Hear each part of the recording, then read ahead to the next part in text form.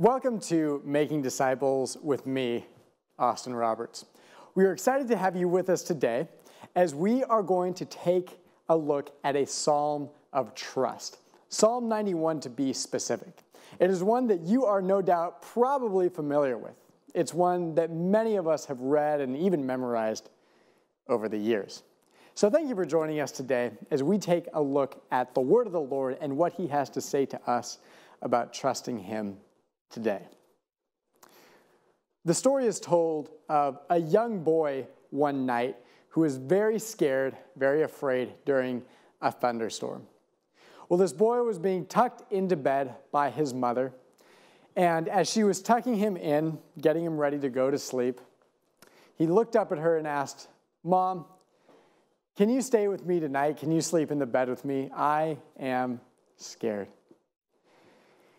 And his mom looked down at him and said, "Oh, I'm sorry, buddy, but I have to go in the other room and sleep in the bed with your father." And the boy was obviously perturbed at this revelation. And he sat there and wasn't sure what to do. And finally, he looked up at his mother and kind of made an offhanded comment and said, "Oh, the big baby." Haven't we all been afraid at one time or another? Been in a moment where we are scared? I don't know if you know what that's like, but there's an author by the name of Fraser Kent who talks about phobias and talks about fear. And the truth is we are surrounded by people who are afraid of things every day. In fact, Kent gives a list of different fears and phobias, and these are some of them that he lists. Palatophobia, the fear of baldness and bald people. Aerophobia, fear of giraffes.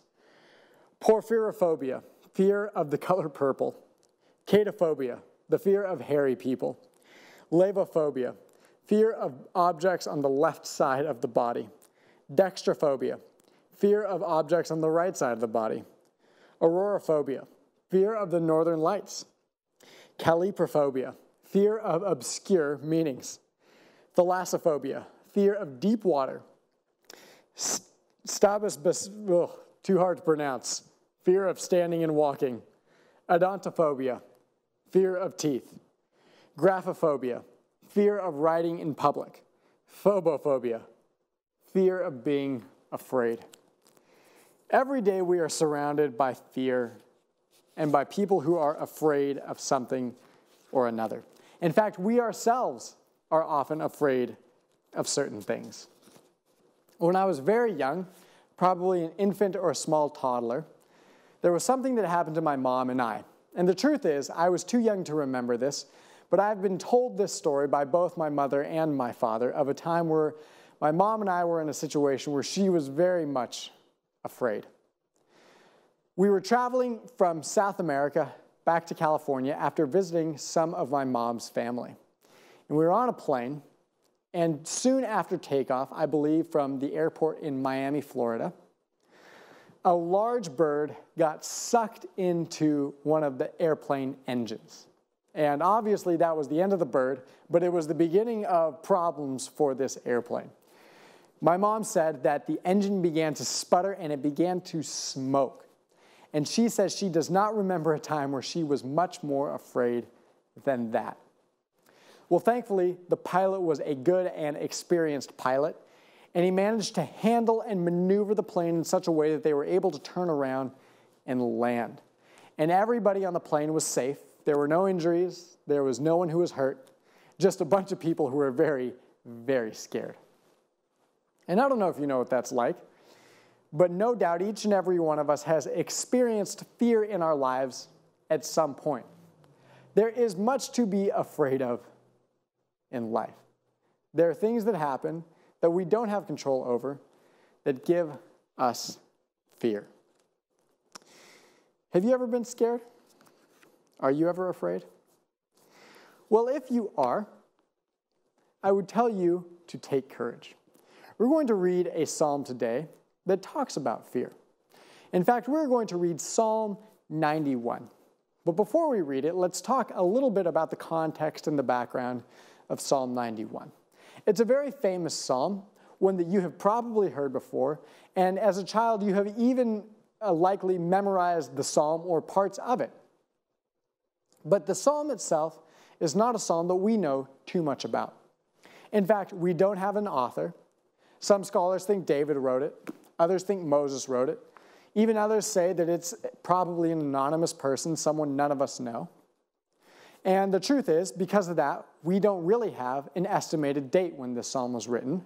As you can understand, that estimated date would vary widely depending on the author. And so once again, there is not much we know about Psalm 91, but it's a famous psalm nonetheless. And so we're going to read it today. It comes out of a genre of psalms called the genre of trust. Psalm 91 is a psalm about trust. And so let's read it and see what Psalm 91 says. We're going to read the first stanza right now, just verses 1 and 2. So let's read it together. The psalmist says this: "Whoever dwells in the shelter of the Most High will rest in the shadow of the Almighty. I will say of the Lord, He is my refuge and my fortress, my God in whom I trust." When we're afraid, it's always nice to have something or someone to trust. In fact, you can kind of see in the language that this first stanza uses what the psalmist thinks. Whoever dwells in the shelter of the Most High will rest in the shadow of the Almighty. I will say to my Lord, He is the refuge, He is my fortress, He is my God, I trust in Him. So there is some language and some word pictures here that give the idea of a very strong place in which to stay when we are afraid, when we need somebody to trust, a fortress, a place of refuge. Those give off the idea of stability and of strength. And really, if you're afraid, you would love to be in a place that is stable, that is strong, and that will protect you from whatever you are afraid of. When I was a kid, my sister and I used to love to play games, especially when our cousins came over. We used to have a wonderful time. Now, as a child, I was kind of born in between a lot of the other cousins. So most of my cousins were either older or younger than I. We didn't have too many, or we didn't have any, in fact, that were exactly my age.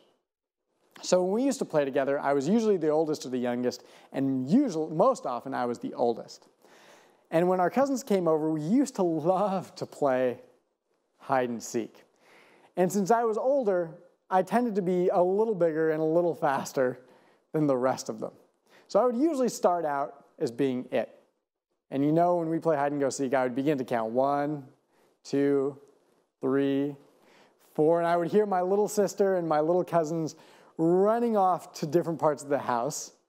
35, 36, 37, 38. I would hear doors, cupboards, and things open and close as they would find hiding places. 76, 77, 78, 79. Things would begin to quiet down as they would be in their places hiding. 98, 99, 100. And then I would begin to look. I would begin to open doors, look under beds, open cupboards, look inside closets for the people who were hiding. But the truth is, my favorite times would be when I wasn't it.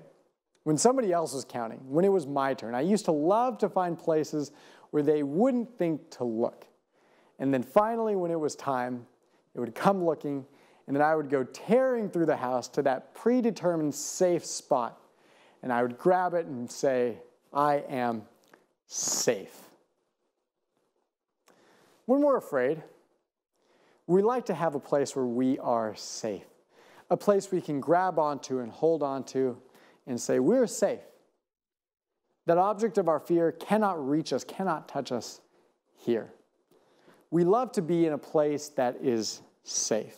We love the fortress, that place of strength that the psalmist talks about here in this psalm. And so the question then arises inevitably, what does God do when we're afraid? We like to be in that fortress, in that safe place, but what does God do? So we're going to read the middle chunk of this psalm. It is pretty large, but we're going to read it together, verses 3 to 13. So let's read this part of the psalm together and see what the psalmist says. This is what the psalm says. Surely he will save you from the fowler's snare and from the deadly pestilence. He will cover you with his feathers, and under his wings you will find refuge. His faithfulness will be your shield and rampart. You will not fear the terror of the night, nor the arrow that flies by day, nor the pestilence that stalks in the darkness, nor the plague that destroys at midday. 1,000 may fall at your side, 10,000 at your right hand, but it will not come near you.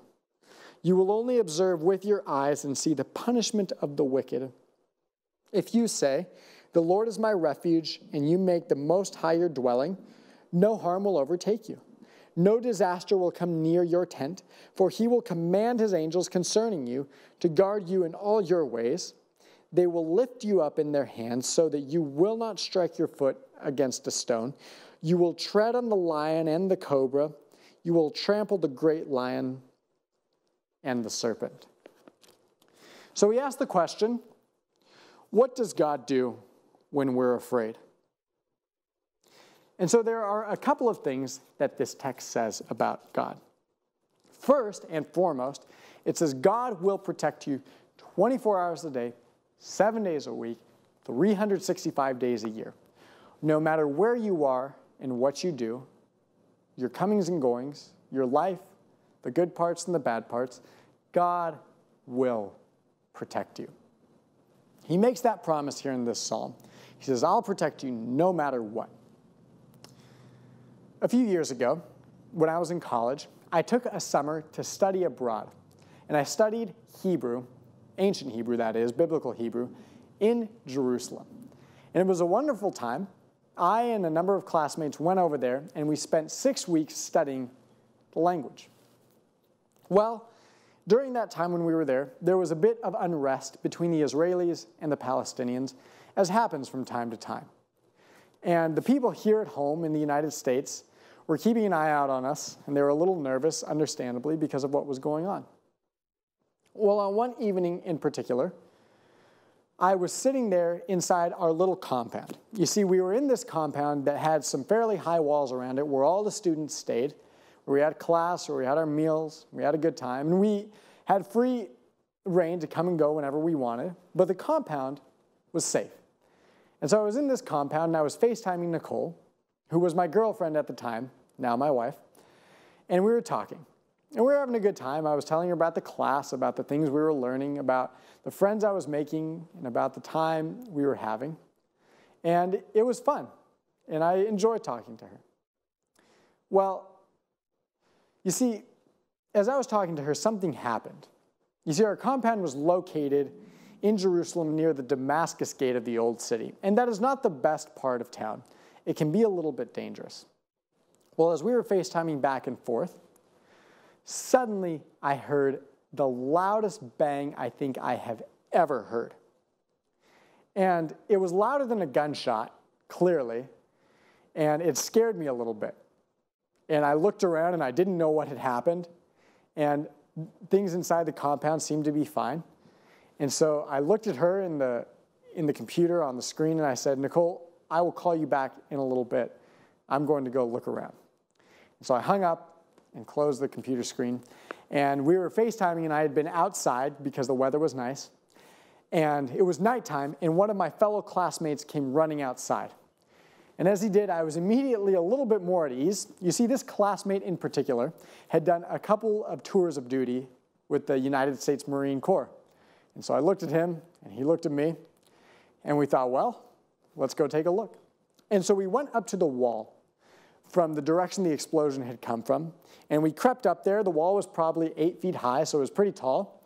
And we got there, and we stood on some rocks, and we peered over the wall. And we looked over, and we saw a very interesting scene. We saw a number of men, a number of Arabic men standing there looking at this kind of box. And we couldn't really tell what it was, but let me tell you, I was nervous. I thought, oh boy, what if something happens? What if this box explodes? What if it kills some of these guys? That's going to be terrible. Well, we stood over there and we just watched, and suddenly this car came tearing into that lot in which they were standing, and two more men got out, and they looked important. We didn't know who they were or what they were doing there, but they looked important, and they grabbed the box and put it in the car, and they were talking to the other men for a little while, and finally the car just sped off. And I looked at my friend, and I looked back over the wall, and the men were just talking and eventually began to disperse, and I thought, wow, I wonder what that was all about. Hopefully nothing bad. But I thought, wow, I thank God for his protection. The truth is, things could have gone very poorly. It could have been a worse explosion. It could have knocked down the wall. It could have killed people. But here we are. We're alive. We're fine. The men over there appear to be doing just fine as well. But God has promised to protect 24 hours a day, 365 days a year, every day of our lives. And so I'm tremendously grateful for God in that moment and for God in many other moments as well. And he has promised just that. He said, I will protect you regardless of what happens. But there's a second thing God says he will do in this text. And in fact, let's go read the last couple of verses that we just read. It says, no harm will overtake you, no disaster will come near your tent. He will command his angels concerning you to guard you in all your ways. They will lift up their hands so that you will not strike your foot up against the stone. And then verse 13 says this, you will tread on the lion and the cobra. You will trample the great lion and the serpent. Throughout the Bible, those animals, the lion, the cobra, the serpent, are used as, metaphors, as examples of Satan, of the devil. So when the psalmist writes this, you will tread on the lion and the cobra, you will trample the great lion and the serpent, he is promising, God is promising, that you will prevail. He promises victory over evil. He promises that you will win over Satan. Now, you yourself cannot win alone, but with God, you cannot lose. And that's what the psalmist promises here. Back when I was in college, I used to play on an intramural football team. And we had a good time. We loved to go out there to play our games, to play against some of our friends who were on other teams, and it was fun. Well, I remember one game in particular. Our team showed up, and we were dressed and ready, and we were warming up, throwing the ball around, running a couple laps just to be ready for the game. And the team that showed up on the other side was pretty good. In fact, I looked at them, and I thought, there's no way we win this game. This team is bigger, they are faster, they are just better. And I knew some of the other guys on that sideline, and they were good guys, they were cool. But I thought, well, this is going to be a long evening. There is no way we win this game. Well, finally kickoff rolled around, and I thought, well, here we go. And so we kicked off to the other team. And they immediately marched down the field and scored on us, no problem. And I was like, oh boy, this might be a long evening.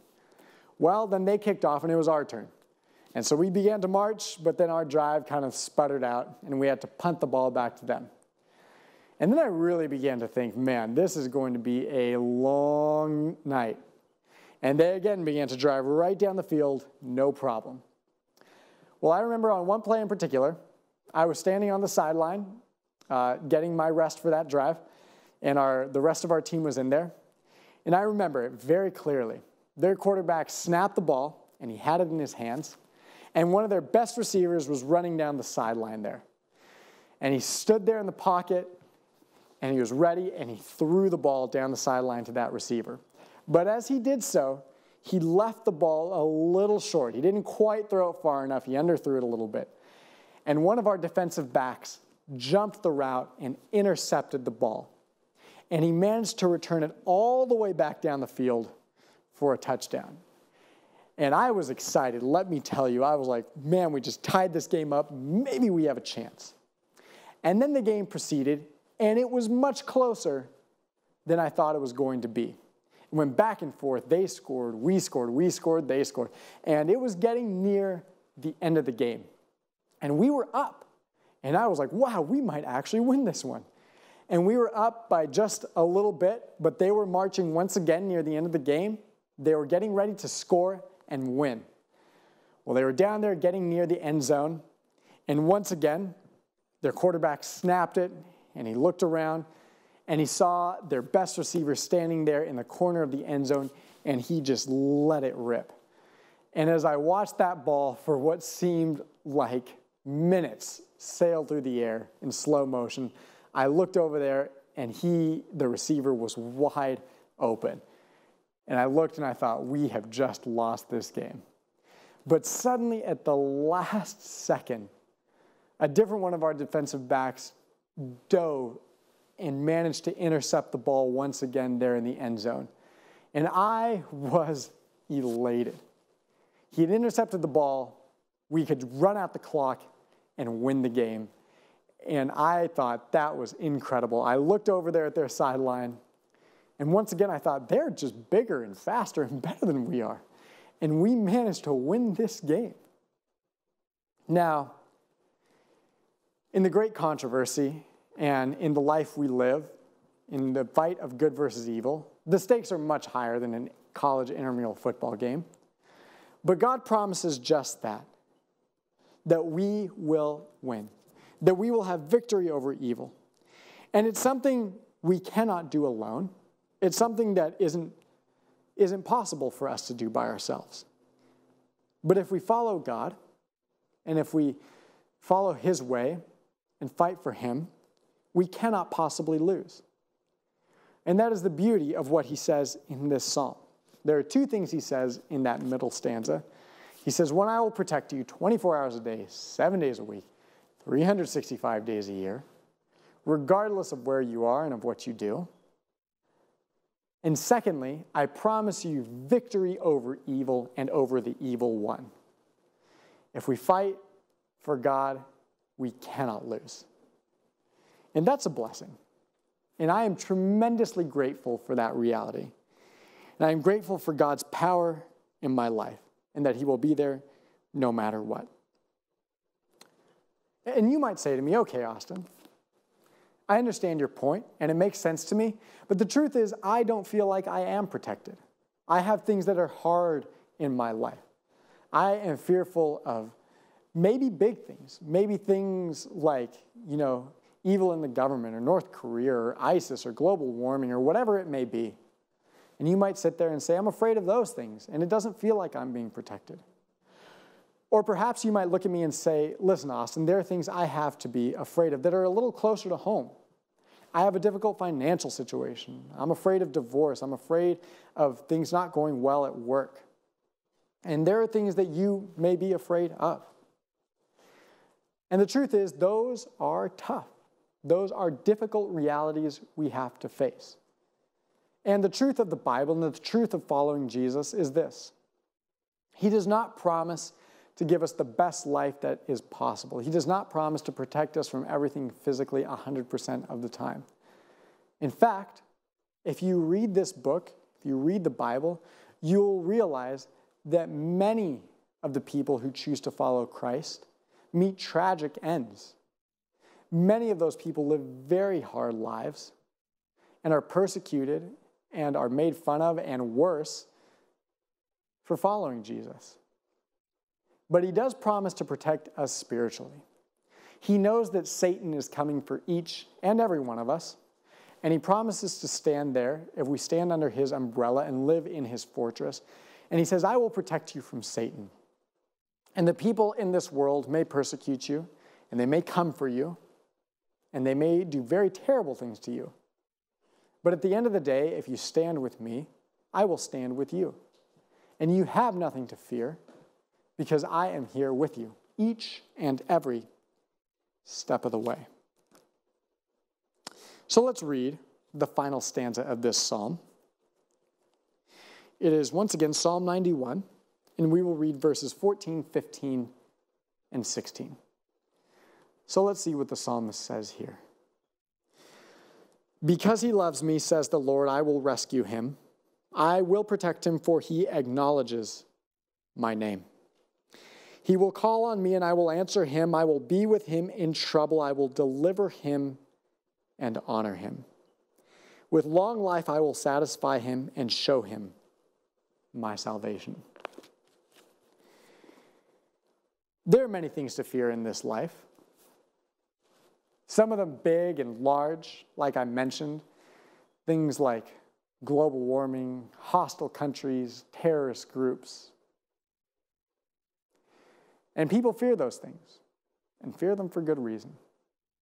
And there are things to fear that are closer to home. Things like I said, like divorce, or a tough financial situation, issues at work, things in home, things with friends, family. There are many things in this life to be afraid of. But God promises to come when you call, to protect you when you need. In fact, it reminds me of a song, an old song sang by an old country singer by the name of Johnny Cash. And the name of the song is Wayfaring Stranger. And it goes like this. I'm just a poor, wayfaring stranger, traveling through this world below. There is no sickness, no toil, nor danger in that bright land to which I go. I'm going there to see my father and all my loved ones who've gone on. I'm going over Jordan, just going over Jordan. I'm just going home. I know dark clouds will gather around me. I know my way is hard and steep, but beauteous fields arise before me where God's redeemed their vigil keep. I'm going there to see my mother. She said she'd meet me when I come. I'm just going over Jordan. I'm just going over home. There are many things to be afraid of. God won't always protect us physically. There are things that can hurt us in this world, that can harm us very deeply, that can harm those we love very dearly. But he does promise to be with us every step of the way and to protect us from Satan regardless of what he may throw at us. And so although we have much to fear, we have even more to trust. Because if we stand with God, he has promised to stand with us, and he will come whenever we call, during the day or during the night, when it is easy and when it is hard. And so take courage and trust God every step of the way, and be thankful for the reality that he is there watching over you and over me and over everybody else in between. Trust in God and everything he has for us. Thank you for joining us today on Creating Disciples. We hope to see you next time.